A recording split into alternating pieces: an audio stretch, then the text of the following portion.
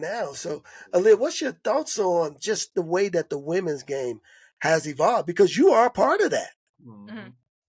I mean, first thing I want to say is I'm very thankful to be entering at a certain time like this during the women's game, um, doing nothing but growing, and I love how all the women are embracing it, taking advantage of it in a good way, and but I think I think a lot of it comes with women just being so stubborn, honestly, and just keep going and just not giving up, not giving up when people weren't showing up at their games, not just quitting basketball, not just saying, oh, I'm just gonna go overseas, or I'm just gonna get this job here. And so I think that comes with the whole loyalty thing I was talking about, just staying strong Yeah. together, being loyal to each other, being loyal to the women community.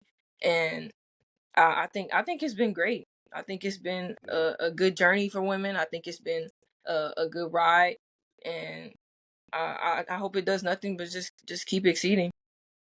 Yeah.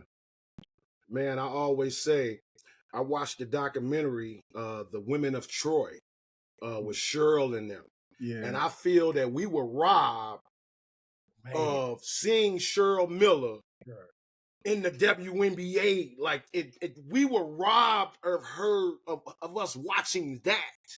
Right. And so now we get a Candace Parker, we get a Lisa Leslie. Yeah. We get all these. It's man. I always tell guys, guys who are not recruited. Well, it's like, man, I ain't getting no looks. I said, do you know how hard it is for women? It's 20 times hard for women to even, to separate themselves and say, hey, look at me, I got game. You know what I'm saying? Mm-hmm.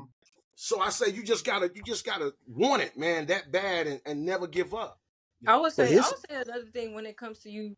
I'm sorry, when it comes to you saying like that we want it. I mean, I like how we're now starting to even play against men, like playing against boys. Like my dad told me, like, this how you gonna get stronger. This how you gonna get better. They gonna push you, but Yep. it's also gonna give you an opportunity to show yourself, like, dang, I can do this against these boys.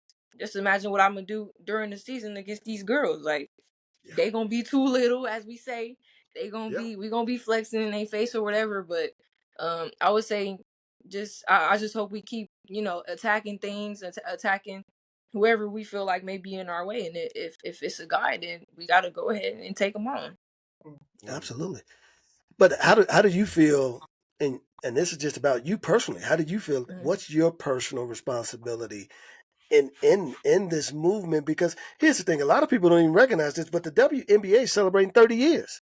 Mhm. And let's be honest, it's and I wish you would have had an opportunity to play with her. We're gonna talk a little bit about Yeah. that. But I wish you would have had an opportunity to play with Caitlin. But it's because what Caitlin has done that even this year, right now, the WNBA energy is feeding off of that literally. Mm-hmm. My question for you is, I got two. Why do you think it took this long? And how do you see yourself fitting into this new era of the women's game?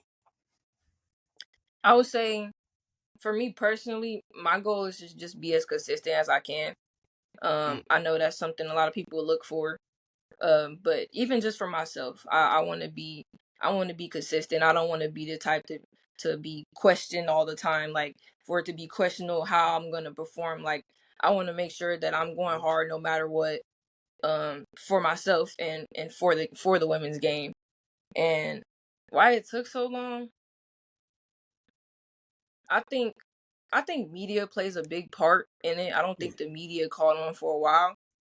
Um, and I just think it's a little more advanced now, so people are able to see certain things.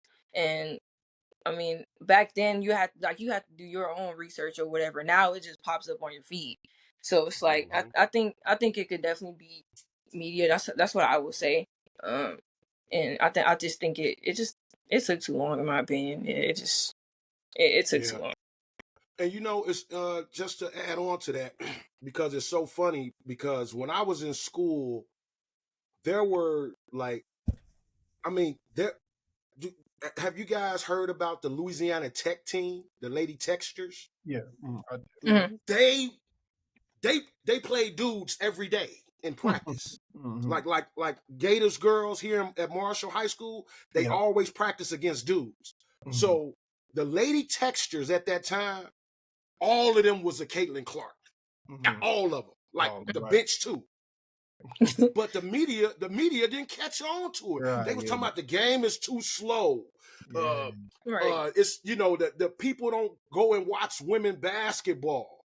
Mhm. And I'm like, what the hell is going on? Like, what are Yeah. you talking about? This shit is great.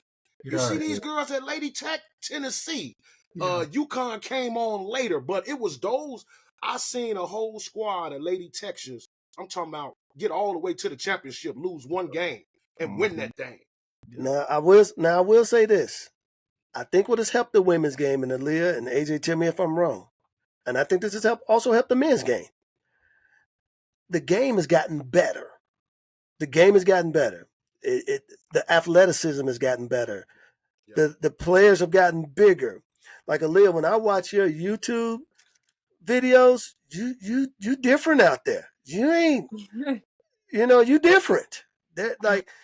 Like now, I think the women's game is at a place now, and Tuss and AJ, tell me if I'm wrong. When you're watching a player play, you can look at them and go like, oh yeah, they gonna be good. Like now, I think we at a place also with the women's game. You can look at it and go like, yeah, she can ball. Mm-hmm. Like I don't know if we were at that place before, and I think a lot of that had to do with the fact that the resources was not put.